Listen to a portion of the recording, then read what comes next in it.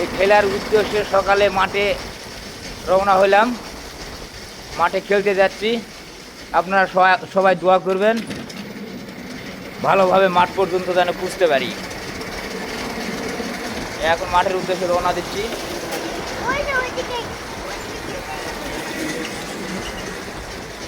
আর কিছুক্ষণের মধ্যে মাঠে পৌঁছে যাবো ইনশাল্লাহ।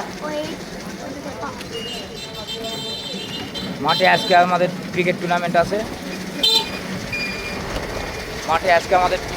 আছে। আজকে খেলবো। সবাই দোয়া করবেন যাতে আজকে ম্যাচটা উইন করতে পারি।